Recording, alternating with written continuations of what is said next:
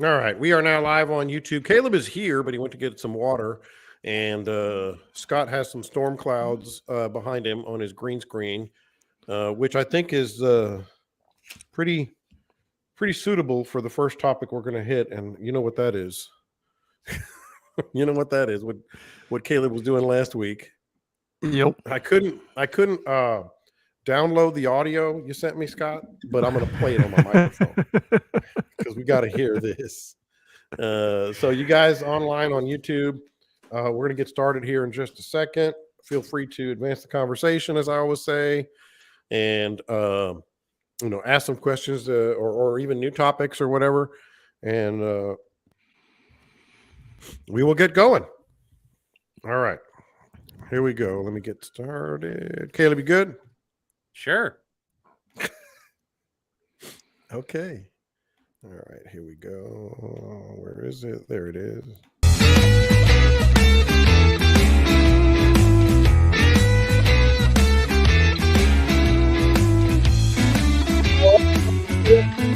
Podcast. It is February, boys. February is here. We're going to have some topics to cover on that. I'm John Lopez. Captain Scott Null is across from me. Captain Caleb McCumber is across from me as well. I'm sorry, that's a really bad insult there, Scott. And we've got all kinds of great things for you guys today. Little things we can do to help the habitat. I thought that was a really good question. We'll dig into that in just a minute. Had some really bad things going on intercoastal waterways and losing boaters and fishermen. We're going to talk a little bit about that. Corky time right now. Of course, we always talk about Corky time is year round. We're going to kind of define that a little more. A little talk about how guides and fishermen target certain fish at one point in the day and then others on the other, and maybe a little prop talk as well.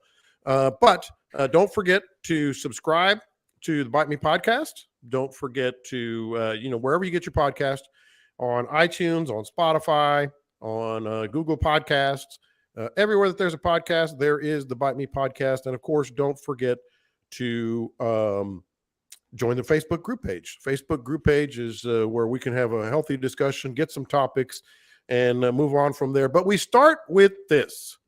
Caleb. What's up, buddy? Talk to me. I love you so much. I really do. So last week, you decided to sand a table you were making 4 times inside your house. I did.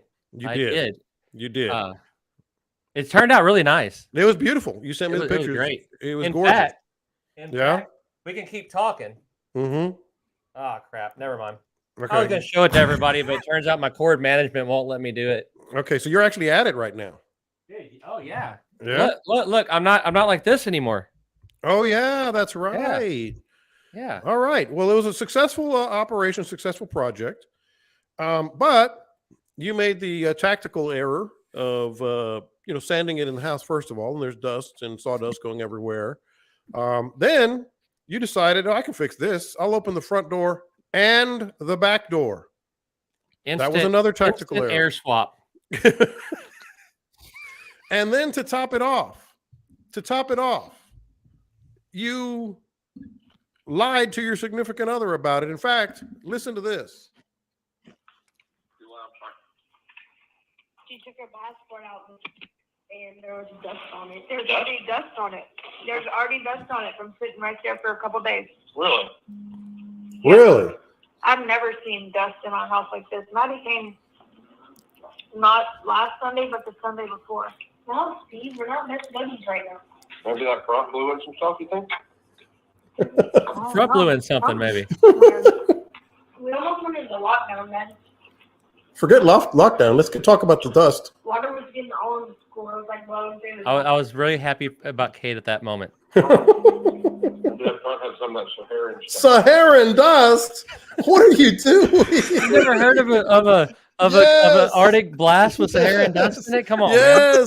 Yes. You're lying to your wife to her face. I wasn't lying. I was making suggestions that maybe it could have been that. It's not lying. He's avoiding but the you truth. knew the answer. You knew the answer. Yeah. I think what y'all didn't hear. We have a lady named Maddie that comes by once every week or two and cleans. And I threw Maddie under the bus bad. I was like, man, maybe Maddie just didn't clean very good. So you got rescued by your son. You lied to your wife, and you threw your housekeeper under the bus. And lied. But I'm here. That's a pretty accurate wrap up. Yeah. Yeah. That if you have to write a report on how the game went in 30 words or less, you nailed it, John. So hopefully the last play of this game isn't that crap the Cowboys pulled with Zeke being the center, right? Yeah. That's basically what you did. Because the first time Scott's around my wife, somebody's getting laid out on a 5-yard pass when you need 50. Dude. So is there an epilogue here? Did she find out you were lying to her? I mean, if y'all haven't talked to her, we're good. This podcast is very And by y'all, he means 10,000 people. But in worse news, to continue this lie, I may have to install an entire new filtration system on my AC unit because that thing apparently is bringing in a lot of all dust. the dust. All the dust got in it. Yeah, I don't know, baby. I don't know how that got in there. So the funny part is that conversation was a solid 24 to 36 hours after all this went down. Oh like she went through this for a full day without saying a word about it. Where does this dust come from? It's falling from the sky. Man, that stuff is in closets that's 3 rooms away from where I was handed that damn desk at. So this desk is so smooth. I don't want to throw you under the bus, but I do feel compelled to tell our listeners right now live on the YouTube channel or listening to us on the podcast. She does have a Facebook page. I'm just saying, she does have one. So. And I have a band hammer on the Fight Me group. You're going to ban 10,000 people? Quick. Well, there goes the podcast. Hey, but if anybody on the group does filtration systems for ACs and wants to help out, just let me know. I think I might be looking for someone. All right. The good news is you're a fantastic fisherman. You're not a good liar, but you're a fantastic fisherman. So let's get into the podcast. But Scott, I'm going to start with you on this one. This is right. And I kind of wish we could have gotten Dean on. By the way, there was a chance I was going to miss today's podcast. Of course, I did not. So Scott actually said, I got an idea. How about we just get Caleb, Dean, and me, and we don't have anybody to control us, anybody to bring us back into the lane. I'm like, no, that's not. It'll be like 7 hours long, and we would never talk about fishing. And you'd never talk about fishing. So I'm here, and all right. So Scott, this was a very good question. We get a lot of them from our listeners, and if you're on the live YouTube, I see some questions popping up. I will get to them, no question about it. Oh, pun. And we'll get to those. But this was one that we were talking about that said, you guys are always talking about the fishery and bag limits and, eat what you can, let the others go. So the question is, what about are we not ignoring, but is there anything we could do more on a day-to-day basis out on the water when it comes to the actual habitat? I know you and I feel strongly about burning shorelines, but beyond that, or including that and beyond that, are we ignoring some obvious things that our listeners who are very, very, savvy when it comes to the habitat are doing or could do more when it comes to grass and shell and shorelines? I thought that was a good question. One of the big ones is picking up trash. I've had customers on my boat where I've reached over with a push pole and grabbed a bag or whatever's sitting out there, pushed it over towards the boat, and they almost act surprised that I'm taking the time to pick up some trash. But that's one easy one right there, is just go ahead and pick up any trash that you see. Get involved with CCA, get involved with Galveston Bay Foundation, whatever your local deal is. Get involved with them. Galveston Bay Foundation, I've gone out and planted seagrasses with them, or saltgrass, on some restoration projects. Just get involved. Mm-hmm. There's plenty of projects out there that you can do. Flatsworthy is doing some things. I talked to Chuck the other night, and he's got 2 big ones planned that he wants to get going. There's plenty of opportunities out there if you really want to get into it. Day to day, the not burning, not tearing up grass, being kind to others is a big one. Yeah. That's nothing for the habitat. That's just for all of us. But yeah, the not burning is probably one of the biggest things to me. Not burning up the shorelines because you're changing the way the fish react, and you're tearing up grass at the same time. There's a very popular little flat on over here that I fished 15, 20 years ago. I fished it all the time, and now it's got a pathway through it where people cut this corner. They're cutting off about 300 or 400 yards of running, and they're cutting right across the top of the grass, and they've actually made a channel through there. And now where I used to pull up and be able to catch fish there pretty quick and easy, and tailing reds, there's just not much going on right there. Just think about those little things. I mean, it doesn't hurt to go around.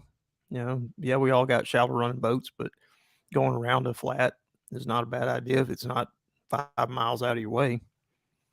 But yeah, get out there and join up with the groups. And there's some doing some oyster restoration. There's some doing grass restoration.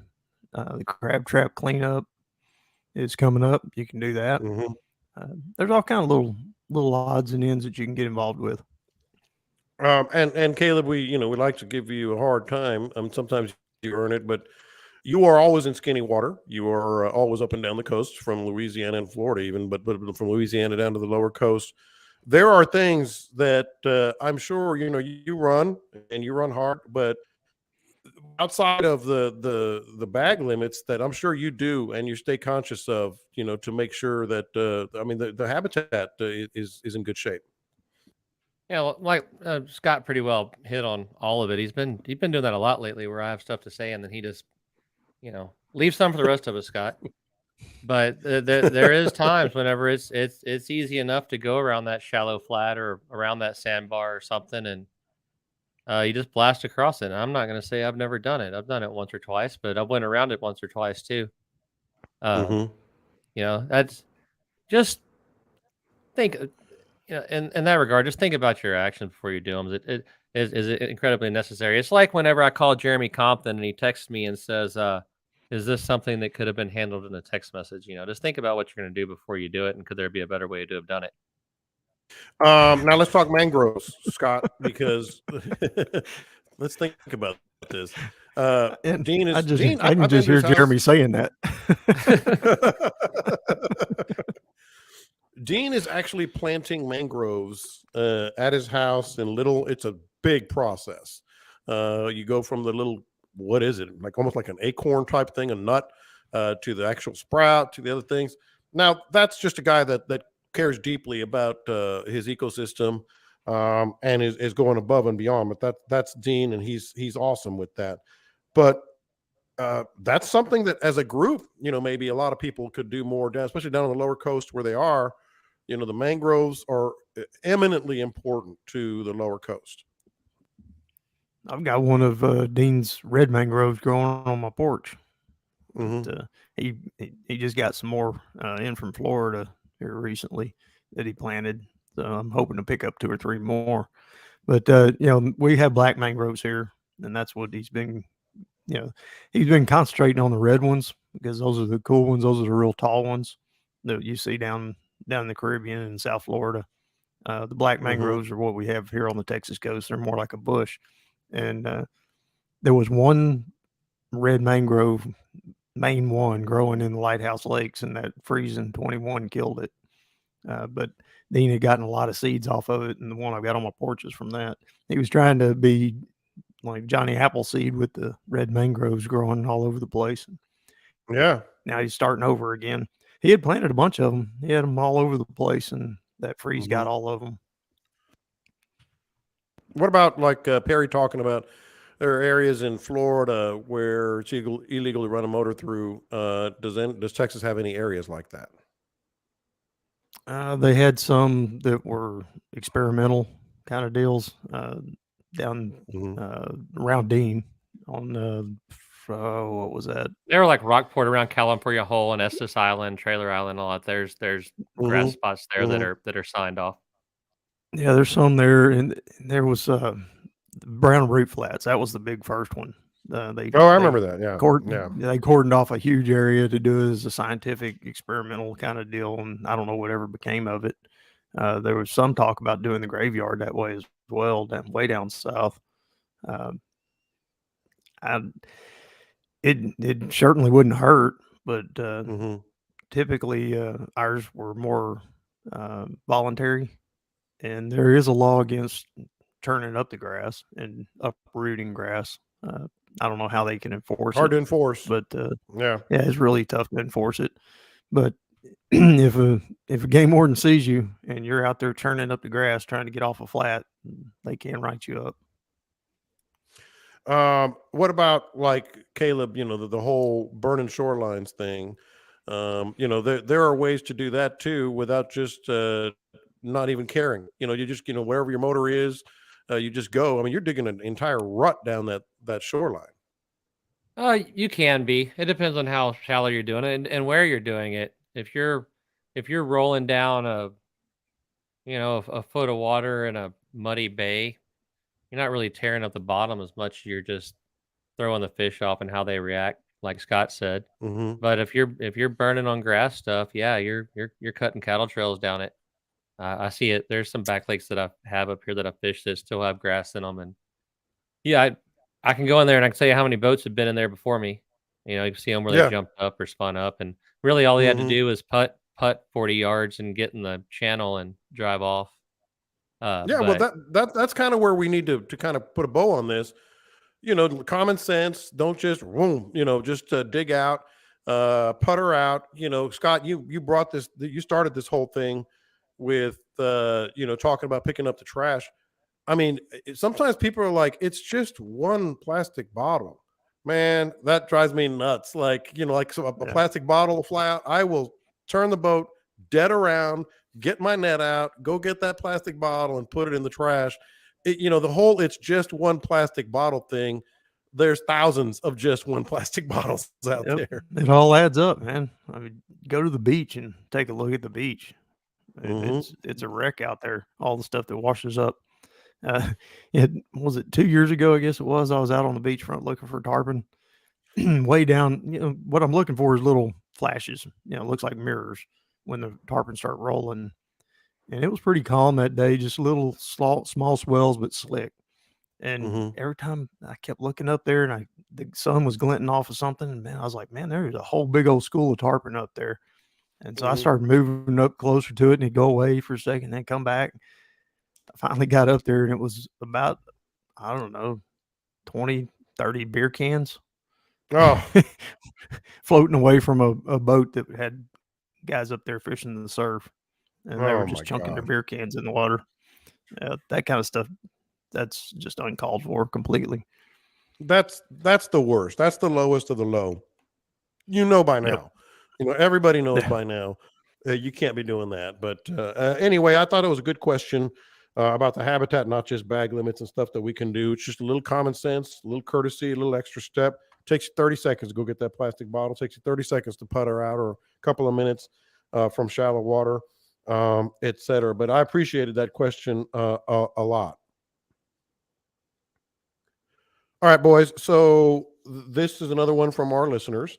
What is the standard protocol for boating alongside or with large barges? And I added, it's kind of second nature for a lot of us, how you do it, how you angle in, and when, how you can read when there's a big wake as opposed to not a big wake, how close you can get, etc. But Caleb, I'm going to start with you. You're running that channel a lot. Scott's running that channel a lot. There's been some catastrophes lately, and I think a lot of them had to do with barges, etc., and smaller boats that got in trouble. What are kind of the to-dos with that? Man, that was a pretty bad deal, to be honest. And I haven't really heard anything about what caused that particular one, other than typically when those barges, Scott, was it moving or was it parked? It was moving. Apparently, the young men ran out of gas, and another boat came along and got them some gas. This is what I read that one of the kids' dads had to say to the news media. So I'm not positive how it all went on. It was kind of sketchy, but sounded like they ran out of gas. They were on the side of the intercoastal. Another guy from town came down, brought them some gas. By then it's 9:30, 10 o'clock. And he filled up with gas and then started the motor and took off. And when he took off, he ran right in front of the barge. The barge we've all was been I out mean, there. The barge was, The barges are moving, and you know how quiet they can be. It's amazing how quiet that barge can be, especially if it's a double and you got the tugboat is way at the back of two long barges. The front end of that barge is quiet. It's not making any noise. And I got a funny feeling that's probably what happened with them. They got up underneath the bow of it. The interesting part is the young man that is missing still. He was working on barges, working on tugboats, and he was working towards getting his captain's license to be a barge operator or a tugboat operator, according to his dad. They're still out there looking for him. As a matter of fact, I was just checking in on it a minute ago, and Parks and Wildlife is still out there. And yesterday, I was thinking about going out there and helping out a little bit, and Parks and Wildlife kind of called everybody off of it because they were using some sonar and they didn't want a bunch of boat traffic around. So anyway, if you're out there now, he is still missing, and it's rough on the family. Oh my gosh. And I think that first thing you said was significant. This wasn't a total novice here. And Caleb, that's what we're talking about. I mean, this is a guy that was working toward it. I'm not gonna lie, I've been getting up whenever I get up before dawn and I see a barge, it's hard to see like the shadows to the how long it really is. Those lights are on the very front of the barge, so you kind of got to be very careful, getting on the side of it. Some of them are lit up like Christmas trees, some are not, and that's so. What is your kind of like strategy or technique? I feel like the more you think you know about it and the more comfortable you are with it, you need to be more careful. The false sense of security can catch you pretty quick. I do this all the time. I have nothing to worry about and jump out there without being as careful as the new guy. My cousin was a helicopter pilot and he's a terrible driver. He threw me out of several vehicles and he said, "Hey, come fly with me." I said, "No, I don't want to come fly with you. No shot." And he said, No, you don't understand. I just got my license. I don't really know what I'm doing, so I'm being real careful. And I mean, there's some trueness to that. Take some extra time, no matter how experienced you are, and look around you. I see it. I'm still pretty cautious. I'm pretty careful, especially when I have customers in the boats. And there'll be times whenever the barges just stack up right in front of the Matagorda Harbor. I mean, 6, 8, 9, 10 of them things. And they're not just sitting there floating. Their screws are turning. They're pushing water behind them. So if you go behind them, it'll sling you one way or that way. And I kind of, as I'm coming up to it, I'm mapping out in my head where I need to go, and I'm kind of, paying attention to how they're moving and everything. And then almost every time, some customers saw it the other day with me. Somebody just comes flying behind me, and they're cutting. I mean, there's 30 feet between barges, and they're cutting between them while these guys are moving. And it's a guy that can drive the heck out of a boat. I watched him do it, but his sense of security and his ability to drive a boat could catch him real quick. And that'd probably be the number one thing. Is just take the extra time to be careful. And Scott, you have been out there in a little boat, in a smaller skiff. The first thing I'm looking at, and to this day, I don't really know what would lead to one wake being bigger than the other, but that's the first thing I'm looking at. What does the wake look like? What does the wake look like? And I'll know how close and where to go, etc. Yeah, it's all about the weight and how much they're but pushing. You can't tell. Like a lot of times I'll look to see how low it's sitting. You can't tell. No, if you look at, sometimes you can, if you get a good enough look at it, you can see the numbers on the side. You can tell how low they're sitting or how high they're riding. And a lot of it's their speed. If you ever see a tugboat, one of the big offshore tugs, just trucking down the intercoastal, get ready. I mean, those are some of the biggest waves you'll ever see. Those things in when the the offshore oil rig boats, the little crew boats, Yeah. little The crew big boats crew are boats. terrible. And when Yeah. they come through, I mean, strap yourself down because you're fixing to get hit. I mean, Those dudes do Yeah. not I've slow had- down for anything.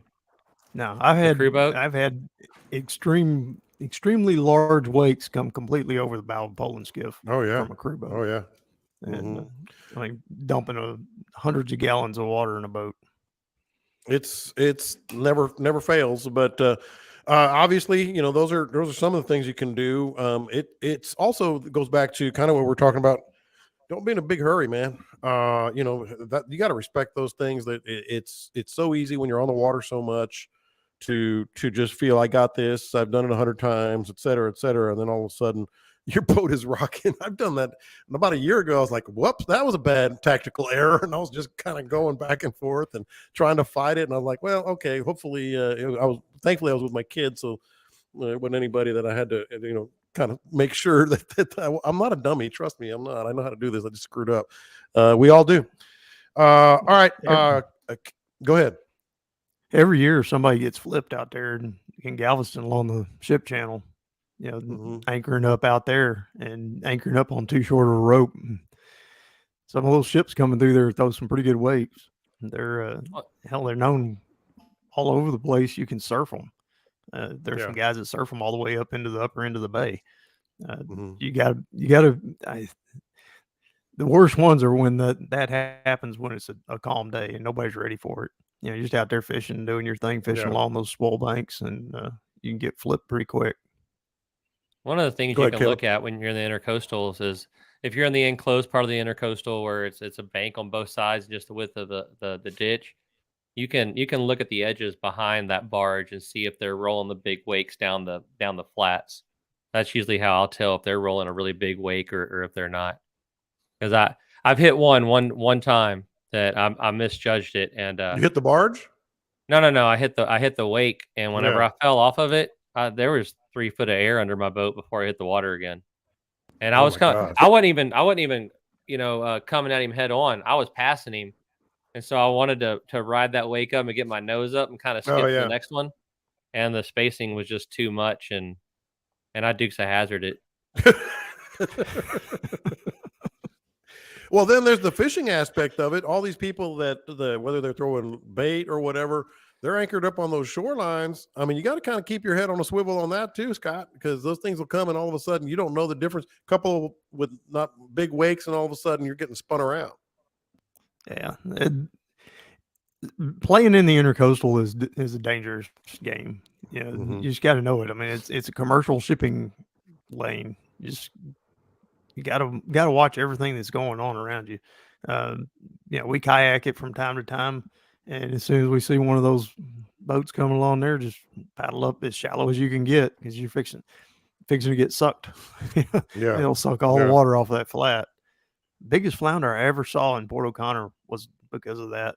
So a tug was coming, and I could see it way down the line that it was sucking all the water off the flat. It was a real deep one, and I paddled up there super shallow and parked my kayak and put my feet out on the bottom so it wouldn't drag me out into the deeper water, and it sucked all the water off the flat, and it was just me and this big huge flounder sitting there. This flounder's like 5 or 6 feet away from me, and he's just kind of hanging out, and like, hey, what happened? At each other, and what happened to the water, man? It'll be back in a minute.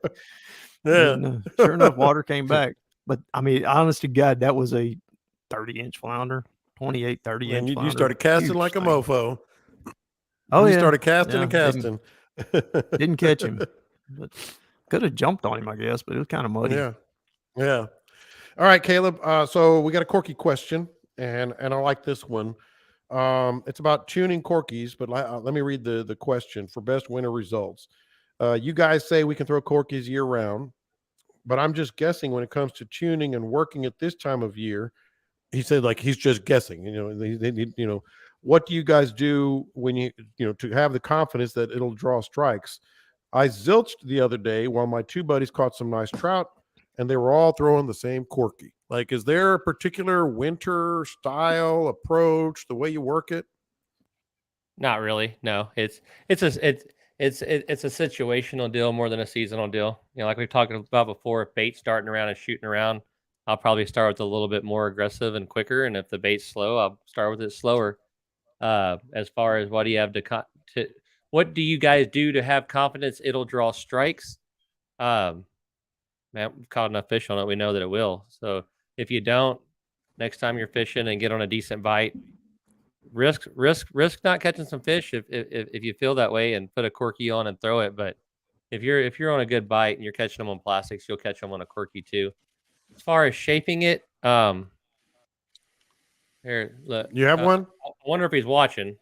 Yeah. But those two, pretty identical, right? Mm-hmm. That one. Just to describe it for the podcast listeners, We'll you've got get the tail there. bent down. You've got the, go ahead. Yeah. My point is, I went and grabbed 3 off of the wall, and they're all pretty much shaped the same. What I do is I'll take the nose and I'll bend it down just as much as I possibly can. I mean, I'll get a hold of that sucker, and it always pops out to, a little bit more than what came in the store. It's a really short piece of wire on the front of that cork, so you're not getting a whole lot out of it. And what that does is that just gives it an angle to me that brings the head down some. So I bend the nose down fairly aggressively, and then the tail, I'll give it like maybe a 30-degree bend down. Once you get done with all that, the very important part is that the back and the tail and the nose and everything are still dead straight lined up. If you have it kicked off in just the slightest way, that Corky is not going to behave correctly. And that's my 9 out of 10 presentations on that. And what it does, it allows the nose to dig a little bit and allows it to walk the dog pretty well. Now, if I am fishing shallower water, this is where the differences come in. Pat Gardner is going to throw a floater. 1,000% of the time, he's going to pull out a floater and throw it. Me, not so much. Now, Pat has quite the different style than I do. I just personally don't love floaters because they're kind of inconsistent on which ones float right and which ones don't. Yeah. And I get tired of spending. I mean, what does a Corky cost these days? They were $8 last time I bought them, and I'm sure they're probably 10 or 12 now. And that's not even the fancy ones, right? So what I do is I'll take that same lure that I bent the nose down and the tail down on. I'll bend the nose up kind of straight again, and I'll get the tail dead straight on it. So now it doesn't have the bends in it that are making it want to dig a little bit. And instead, when I work it, it kind of works back up. And the difference between what Pat can do with the floater and what I can do with the Fat Boy is Pat can work it just a little bit slower than I can and achieve the same results, right? I mean, by same results, Pat might catch a 35-inch trout and I might catch a oyster shell or a sheephead. But in my mind, it's the same results, right? But that's really the two things that I'll do with the Corky. I'll bend the tail down or I'll keep it straight. There's some guys that'll actually take the tail and bend it up a little bit, like nothing crazy, just up a little bit, maybe 10 or 15 degrees. And again, that gives it a reason when you twitch it or work it to keep it up in the water column. But that bend the tail down and bend the nose down, that's good for just about any application. It makes it easy for the guy that's working it to work it. Whenever everything's straight, then you don't have much resistance in the water, and you can make it do some weird stuff. But there again, you can make it do some weird stuff and catch a pretty dang big fish when you're making it do weird stuff. Fish like weird stuff. That's why trout eat them. Trout are just weird. They do. Captain Dean wondering if a bass eat Corkies. I guess he did okay on that bass tournament. I haven't heard, Scott, of you. I don't know what he was doing. I hadn't talked to him since he got back from the bass tournament. I mean, all right, Dean, you got to let us know. Talk about them green slimy fish. Yep, he was probably throwing Corkies, and he actually were throwing actual worms. This time, it's truly a worm. It's actually a worm. It's actually a worm that he was throwing. So, Caleb, One of just his favorite before we leave, sayings is it's all how you wiggle your worm. how you wiggle your worm. So, How you wiggle your worm, man. just how to kind of wrap up the last part of his question, how do you figure same bait? I'm sure he was, they were helping him how he tuned his. 2 guys were catching trout on their Corkies. He was not.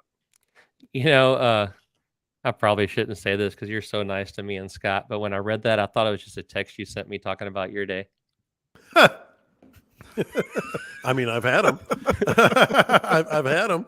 Man, some days you're the windshield and some days you're the bug. You know what I mean?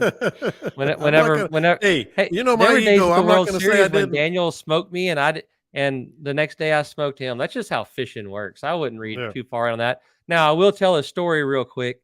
One of my mentors growing up was a fellow named Kevin Cochran down in the Baffin Bay area, and Kevin was a big part of the development of Laguna rods back in the good old days, right?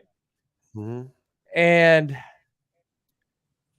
my favorite overall action for Laguna rod is a light Texas Wader 2. It's like a fast, medium, light action is what it is. And that was Kevin's as well. Kevin was observing that he was standing in line with some other good fishermen and just getting his butt kicked, right? Yeah. And the difference was, the only difference in anything they were doing was the rods they were using. So Kevin and Chris Williams and I met up at FTU on Fuquay, and we sat in the parking lot for a solid hour. And we figured out how to take one of our lightest blanks and do this and that to it to give it enough backbone to throw the Corky, right? And so Chris made me one. I went down to Baffin. We tested it in cold water, and that day I had a 32, 229s, and 27s and 28s, like I can't count. Yeah. Kevin went to that lighter rod and saw his numbers go up too. So I've talked about this before when we're talking about rod selection and Corkys and everything, that when the water is colder and the bait is slower, that a lighter rod, a lighter action rod, a slower action rod, however your manufacturer wants to call it, whenever you work that lure, on the slower action rod, your whole rod blank is absorbing the power from your wrist, right? Mm-hmm. And so in that regard, it is, instead of whipping that lure, it's just kind of putting pressure on it, letting it go. Mm-hmm. The result that I've seen whenever I did my videos on YouTube and all that and put cameras on them and looked at them is you get a less erratic, less twitchy, kind of slower wobble through the water that arguably looks more like a slower, colder bait fish. Yeah. And when you go with that faster action rod, it's getting snappier. It's moving that lure differently. That looks like a warmer fish, a warmer bait fish that feels better, and he's kind of darting around. Yeah. So, I mean, these are things that you can think about, kind of compare what you had versus your friends, because I do believe there's different rods for different instances. Pat Gardner is really big into it too. But some days you just suck more than your friends do. So you got to decide if it's a rod or if you suck. If it's the rod, go buy one. If you suck, then you got to admit it. So we probably just need to go buy a new rod. So you thought I sucked? I mean, it's probably your rod. It's probably my rod. and that I'll go with that. And that's how you become a fishing pole salesman. I'm telling you, Scott. Great transition there on the rods. That's one of your former lives, and you know a lot about them. How much is that real when you try? Because the way I always explain working at Corky is you're basically walking the dog but underwater. And you're kind of doing it like that. I guess. I mean, you're the expert. You tell us. Does the rod make that big a difference? Could that have been part of it? I know it's part of it for me because otherwise I would have caught a lot of fish. Yeah, I mean, the rod does play a huge part in it. I typically like to keep all my rods about the same, no matter what I'm throwing, so that I know how it's going to react to everything. The guys who do all the bass fishing, like Dean now, I told Dean he's going to have to start carrying 10 rods now. So, I mean, that's the bass thing. But and you don't set them in the boat, you throw them at the floor of it. Yeah, and they got them all laid out. Yeah, how they just lay them down over them and break them all over the place. I know. But anyway, I know. I mean, there can be specific rods for specific things. But overall, I kind of like a medium light and about the same length, so that I know what that rod can do with different lures. When I start changing it up and I've got specific rods set up for specific things, and then I don't know exactly what I'm doing with that lure on the other end of it. Yeah, I don't know how it's exactly how it's reacting. You can play with it in the swimming pool. That's one way to do it. It's kind of short though, so you don't. At the end of your cast, you're your lure is doing something different at the end of your cast than it is when it's getting closer to you. You always got to keep that in mind as well. Just based on the angle of the line to the water and the rod to the water. The best way to combat that is dropping the tip as it gets closer. But overall, most people find a particular rod type that they like and stick with it. And it's probably a good way to go about it. All right. Next time we see Dean's kayak, it's going to have about 15 GPSs mounted on it. What is that? I've never been a competitive. These are people that make us look like cavemen when it comes to using our electronics. Is what it is. I'll stumble across one of these fishing shows because I watch so many, and I'll get into what these bass guys are doing. Like, what the heck is that? They literally have 3 or 4 different GPS screens open. I'm like, what is going on here? And they know how to use them all. I know. What is it? What are they doing? I have 2 screens on mine that I can use: the map and the one that shows what songs on my radio. Me too. Me too. Exactly. And just before we get to the next topic here, Caleb, your wife's name is Casey, right? No. And she's on Facebook. Look, any concerns you have, please direct to Erin Knoll on Facebook. I'm sure she'll let me know. Erin Knoll. So it's Casey. So if this podcast and you're falling on the sword earlier happens to get out, it's Casey. And in fact, my wife, who is not named Casey, is not in the country. And somebody did hack her Facebook account and has one that looks like hers, but it ain't her. Okay. Yeah. Sure. All right. Speaking of all these Corkys and wading and winter fishing and working them, I'm always about just keeping them straight, like Caleb was talking about. But I also want to make sure people understand that if you're going to be out there, the Wade Right belt is what I do use all the time. Bite Me 20, coastalfishinggear.com for the Bite Me combo. You can get 20% off right there. And of course, I'll be throwing more than likely the Knock and Tail. That also is Bite Me 20, BITEME20. My Coast Outdoors. And if you're looking for a certain color that has been really, really good to me, contrary to what Caleb is saying, Plum Ice and Nuked Glow. Bite Me 20 at My Coast Outdoors. You get 20% off. All right. So another question. Love our listeners with these questions. And I don't know if this is even true. I've had this experience. Scott, I'm going to go with you first on this one. Why do guides target one species first and then later in the day? And here's the question. Well, actually, I paraphrased it. A listener said he's getting his own boat and has learned the bay, didn't tell me what bay, pretty well from various trips with a particular guide. But the guide always says, well, we're going to go out here first, try to catch some trout. Then we're going to go to maybe catch some redfish and head to the jetties. Is that just coincidence is the question, and is that something that shouldn't even matter? Or is that something that maybe he should pay attention to?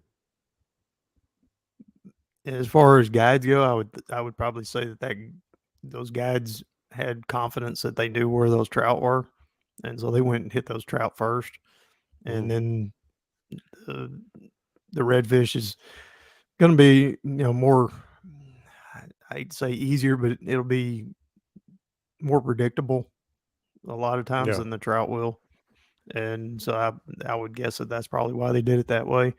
But also trout tend to do a little bit better right at daylight. So hit the trout early, get your trout limit if that's what you're shooting for, and then start cruising around looking for the redfish. I mean, we used to do it a lot. Go out and I'd hit the reefs early in the morning and maybe go way to shoreline and hammer it, get some trout, and then spend the afternoon hunting redfish. Yeah. Caleb, any thoughts on that? Because I didn't really pay attention to that. I'm always looking at barometric pressure, tides, winds, that thing, and I'm either going to have a plan for trout or a plan for reds, or depending on the wind, etc. I don't think so. I think a lot of the time is just one bites early in the morning and the other one is a little bit later in the day. Usually they're gonna go catch trout and they have a redfish hole that they'll go catch fish in. It's that simple. Redfish just don't expect you to even start fishing for them before 10 a.m. So it works out for everybody. Okay.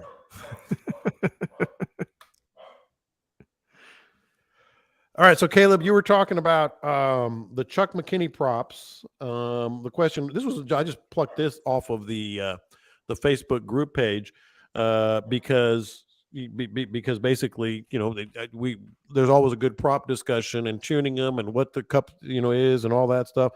But the question is about Chuck McKinney props. Where do you find them, Caleb? Hey, hi. Everything is turned off and turned back on. I heard something about Chuck McKinney's props. Yeah. Yeah. I mean that's it. It's I'm just as upset about it as you are, John. No. Where do you find them? where to find them? And other thoughts on props? Man, I like Chuck's stuff. It's at 16 or $1,700 where he's at right now. It seems expensive, but I'm gonna run through $5,000 or $6,000 worth of regular props in the time it takes me to wear his out. I have one on our tournament boat, and I've hit 2 concrete walls, countless shell. I hit a tree stump, an underwater tree stump, so hard that it pulled it out of the water. Amongst a couple other things, but you can't even see a scratch on it. It's going to me, it makes the fuel efficiency a little bit better just because there's not as much slip in it. You're getting where you need to go. The whole shot's great. So at $1,600, I kind of take that as a bargain. As far as how to find them, the name of his company is HPP. It's High Performance Propellers, which I tried to look it up on the internet, and I'm probably doing it wrong. But I would just find Chuck McKinney on Facebook and send him a message, or get with me or Scott or any of us. We all know how to find him. But Scott, have you seen that 6-blade prop that I'm running? Yeah, I haven't looked at it, but yeah, Chuck's not hard to find. he's all over the place. So yeah, Chuck. And the other thing about it is, if you're interested in one, Chuck will drive himself to your marina and put it on your boat. It's kind of a neat deal. It's 2 3-blade props that he puts together, and they have like a interlocking hub on them. So he can take like a 16 pitch and a 19 pitch. He can take something that matches up with your boat and, at least get a base thing, but he'll drive to wherever you're at and put them on your boat and go ride with you. It's a pretty, customer service is second to none, but at $1,600, I think just a 4-blade Bravo now is like $1,100 or something like that. So yeah. Well, it used to cost twice as much as a regular prop, but now it's starting to get in line with what they cost. Somebody said, "Oh no, Dad's gone." Full disclosure: someone was banging on my front door, so I had to go to take a look. I don't know what that was. They're gone, but anywho, Scott, I just leave it to the professionals. I'm not going to pretend. I mean, you know about props and pitches and all that. Caleb does. I go to the boatyard. I say, "What do you think?" I'll try it, then I'll come back, maybe try another one. But this is truly one. Like I said, go to the boatyard, go to wherever you're going. And leave it to the pros. They know so much more about this than the rest of us. Yeah, I go to Louis Bowman. I tell him he knows based on the boat that you're running, and he's going to ask you very specific questions about how long is it taking you to get up, at what RPMs are you getting it up, what's the upper running RPM, what speed you're running.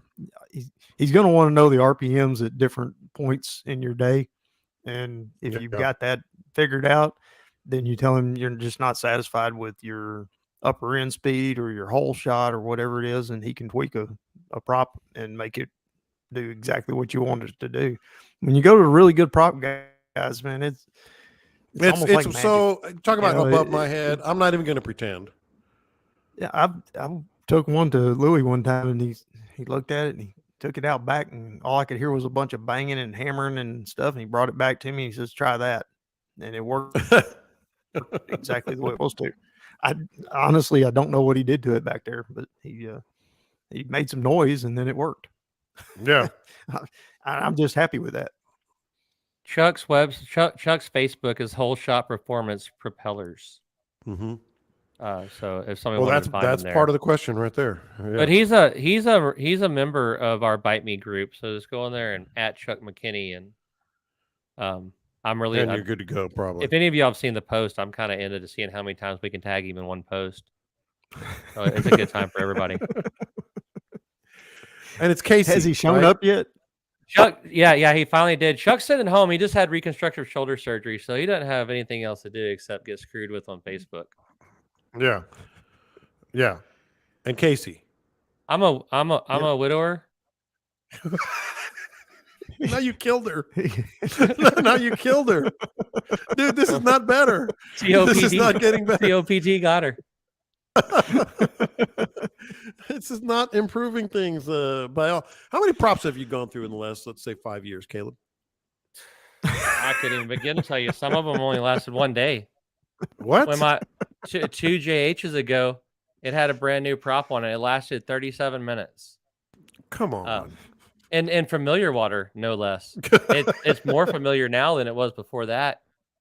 But I don't know, a lot.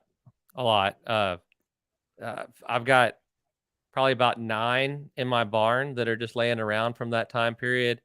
Are we counting Daniel's props too? Because I've slung blades. You were driving. I've slung blades off of 2 or 3 of those. There's a Bravo Max 5 in the bottom of the land cut. Daniel wasn't happy about that. And then I've probably put a number on it. 15, Good 20 Lord. maybe. Good Lord. Well, Scott. to be fair, one of them was aluminum prop when we were rescuing people during Harvey. Okay, I hit so a house. 14 to 19. Okay, so 14. That's problematic. That's problematic. You know, back whenever a prop cost $450, it wasn't as big of a deal. I had one. I recommend Bauman for sure, but there's a shop there, and it's a dependable machine in Bay City. Yeah. And they had the audacity to tell me not even to bring one back one time. Talk about see him coming. Yeah, they're like, listen, look, we've done everything we can for this prop. Just don't bring it back, please. There was a time back when I was working with Russell Cecil for Costa, and he's a big bass fisherman, fishes all the, Toledo Bend and all the big lakes and does these big bass tournaments everywhere. I was up at his house picking some other stuff up, and he said, "Hey man, you going by Louis anytime soon?" I can swing by there on the way home. What, you got a prop? Yeah, I got some I need work on. And he brought out a whole damn duffel bag full of, jacked up props. It looked like Caleb been running them. And I got this whole duffel bag, and I walked into Louis and set it down, and he's just looking in there. I said, "It's from Russell." He goes, "Say no more." It's Russell one of hits those a lot things of where, smokes. some people may think that's a high number of props. No, because it is, Caleb. It is a high number. Well, absolutely. There's reasons I bought a Poland skiff. I tend to err to the side of caution. I think I've chipped one prop in the last 10 years. See, you haven't been trying hard enough. I've been trying. Hey, let me ask you this question: how many trolling motor props you've been through? Oh my gosh, I've lost trolling motors. I watched you try real hard one day. Yeah. I left it down. Motors make that sound. I left it down. That one? No. I do that all the time. Whenever you were going to, and I'm making, for those not listening, I'm making the little bunny ears in the air right now. When you're going to come up kind of behind me. Oh, and I was hitting. I didn't lift it enough. Yeah, you missed that shot by about 10 feet. Oh, what about whenever when that one time you tripped your prop, was that the time that you dropped me and Pat off and beached your boat three feet later? No, I was good on that one. That just scraped the bottom of it real good on oyster shell. Me and Pat were we felt a little bit bad about that one. Pat goes, you know how Pat talks. He was like, "Man, we probably should have told him about that reef right there, huh?" And I was like, "Yeah, probably." And Pat goes, "I think we should go push him off." John had just saved us about 300 yards of walking, and then just cranked the bottom of his boat as a thank you. Story is, Scott, I'm fishing on the total other side of the bay. I say, I'll just call Caleb, or maybe I called you, Caleb. Maybe it was Patrick. I think I called you. I think I said, "I don't want to walk this far." Oh, that's right. I wonder where John me. is. And I said, "What's up?"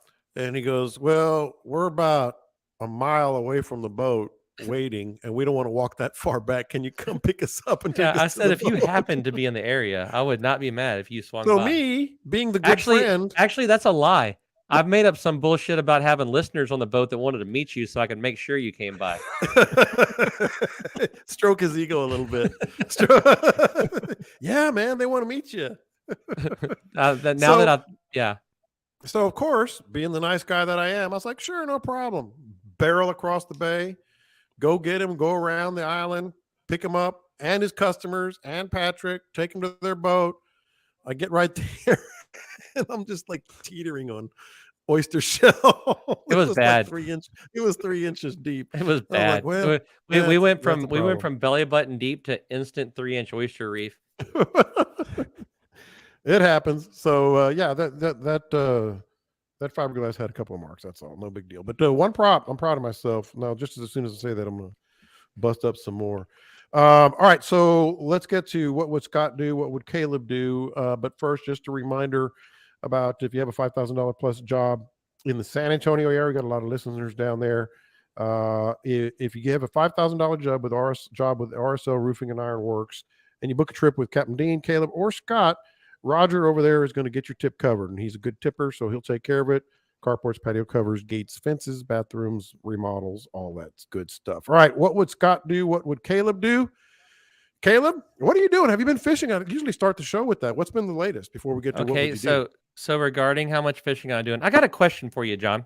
Yes, sir. You have been in radio for a long time, and you've done a lot of commercials and teasers and stuff like that. Mm-hmm. Say you're working on a really big project that involves some really cool names and a lot of other cool perks, but it's not ready to roll out yet. At what point would you start like teasing about that? Like how far out? I would do it. Okay, how far is it? First of all, I'm assuming you're doing something. Yeah, it's a little ways out. Assuming I'm doing something. If you had to guess, how far out is it? I'm hoping like maybe be ready by like July, June. Okay, June maybe. Okay, I would wait till probably March. Say, Okay. man, I'm really excited about this thing. Can't quite tell you what it's about yet, but it has, it's going to be really exciting. Is it fishing related?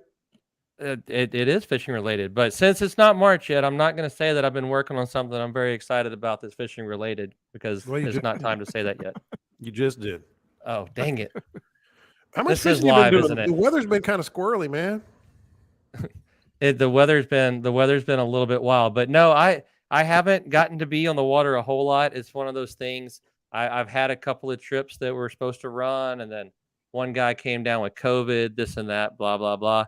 I haven't been on the water a lot, but I happen to have a neat little circle of buddies that they're getting ready for the Legends and stuff like that. So every day I get to fish in some form or fashion, right? Mm-hmm. Trout fishing looks like it's been pretty good waiting at times. As far as this weekend, I would not touch the water until at least Saturday. But Saturday and Sunday both look like pleasurable days to be out there. Right? Sunday might be best. I'll get to Scott where he is in a minute, but I'm looking at it myself. Boy, Thursday, Friday. Thursday, Friday look all right. They're just a little bit cold. Yeah. There's no water out there. I mean, like I said, I haven't been out there to look at it, but I get pictures all the time. And oh, hey, we forgot last week, John. Colby Balsh got married, dude. Yes, I texted you after. Congratulations, Colby. I can't believe. Yes. So what were the details on that? Other than he got married, he got he married lied to his wife about dust in the home. He got married to somebody prettier than him. So congratulations. That's usually the case. Colby's been a big part of it. And if Colby doesn't text me and thank me for saying this, I'll know he doesn't listen to the whole show, and therefore not a happy wedding day to you, Colby. Well, but Colby sent me some pictures earlier, and the tide is low up here on our part of the coast right now. Friday's going to be gusts to 33. That's not from the northwest. Early morning, Scott. Early morning before daylight. Yeah. And then it kind of starts chilling out. It starts warming up. The winds get lower. Man, they might slide up on the flats to get some wading done. Me personally, if I wanted to go, see, I'm going to talk this week before Scott, so he can't say everything I wanted to say, and then I just sound like a dummy and say what Scott said. myself, if I were waiting, I would probably start somewhere where I'm in my waist deep water fishing around, but I'd have a drop off that I could throw to, and it doesn't have to be like a, just immediate drop, just somewhere where I can cast out to maybe like chest deep water or something like that. Because it's the water temperature is probably a little bit cold right now. Mid to high 50s temperature. I don't know about the water temp. 62 is what it's saying here. So they're probably they're still waitable. Yeah. But I would be somewhere where I could kind of hit the shallow stuff and the deeper stuff and see what's going on. Hopefully a lot of times when that wind shifts back around to the south after a long, steady, sustained north, it can get them going. So Saturday or Sunday, either one, or even Friday evening. But the trouble is, like and I have to play this game a lot, is when it's blowing pretty hard out of the north, you want to get on that protected shoreline, right? But at the same time, that wind's pushing a lot of bait to the south side. So I'd rather wait a day or two and go over to that south side where everything's been getting pushed up on that flat for an entire week. Scott, looks like if I'm going fishing and I'm going to try, Sunday midday looks good for where I am. I don't know what you're seeing, and what do our listeners need to know for the weekend, Thursday, Friday, Saturday, Sunday? I mean, first off, Josh, if you're listening, we're supposed to fish on Thursday. I don't think that's going to happen. Bad news. This is 2 weeks in a row that we've had a bad front come. I don't know what he did to the weather gods. He ticked them off or something. The fishing guts. But yeah. I mean, I've got 20 gusting to 30 on Thursday out of the north. Friday it eases up by Friday afternoon, gets sunny. I don't know, man. Y'all said water temperature was 62 there. It's 51 here. No, it was predicted. It was predicted 63. Oh, well, it's 51 degree water temperature over here. It's dropped it was in the high 60s, pushing towards 70 degrees, and it's just been a steady downfall the last 2 days. Maybe when that sun comes out Friday afternoon, winds start dropping. That might help a little bit. By Saturday, I would say that maybe the fish will start moving back up a little bit shallow. But for right now, I'd venture to say that they've dropped off, and they're hugging bottom somewhere with it dropping down close to 50 already. And it's going to get a little bit cooler before it gets warmer. So and Sunday drop offs and I'd just fish the drop offs. I'd be thinking they're staging to move back up later. Right. What's that? By Sunday afternoon, Sunday afternoon, they're going to be back up there. Yep. Yeah, that's what I'm saying. It's going to be a little more sunny. Temperature's going to be up about 3 or 4 degrees into the low 60s. And you should be able to maybe Sunday midday to afternoon be a little better off, right, Caleb? No, exactly. That's what I was pretty. I'm always flattered when Scott kind of says something that sort of agrees with what I said. And I mean, it's spot on. That's what I'm saying. Yeah. I don't think they're going to be up real. If it was going to be if it ends up being sunny, then they probably slide up a little bit better. But I think casting into a little bit deeper water, they'll be out there somewhere, but I don't think they're just going to blast back up on that flat right away.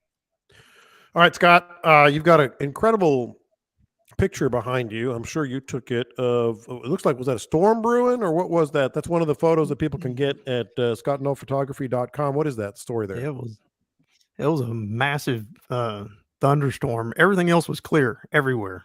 And I'd been out shooting photos in the evening of some ducks and stuff. And coming back, I see this big bolt of lightning and think, man, that just didn't look right. Everything was clear all around me. As a little radar thunderstorm, just one little cell coming straight from San Antonio headed directly south towards me. And so I just parked myself on a good spot where I had a good view of it and waited till it came. I ended up getting stars in the photo along with the thunderheads were low enough that you could still get stars above it. It turned out pretty cool, but those were long exposures, like 20 to 30-second exposures. And then you catch a few pops in the clouds, and it turned out pretty cool. Very cool. Didn't win anything. All our listeners, it didn't win. You won a lot, though. Yeah, but that didn't win. I had high hopes for that one. I thought that was really a cool shot. But those dogs. scottandnophotography.com for that. All the other photos, the wildlife photos, and Bite Me gear. and allstateroofs.com for the greater Houston area. Man, I bet you've been busy lately, Caleb. I have been busy. I'm doing a job for a listener on Friday. I think I had another guy that had been denied by State Farm, and he called me up and said, "Do you think you can help me?" And it was I'm gonna say it was a miraculous stroke of luck because State Farm's hard to deal with, but I did get his job approved. So yeah, no, we're busy and rocking and rolling over here. Good deal. All right, boys. So we appreciate you guys joining us on the live YouTube live stream. I'll chop this up. I'll edit it up. And Casey McCumber, she's friendly with Caleb. She's probably She has if you're not already friends, she has you free block. All right, boys. Catch them up. Get on the water. Be careful. We will talk to you next time.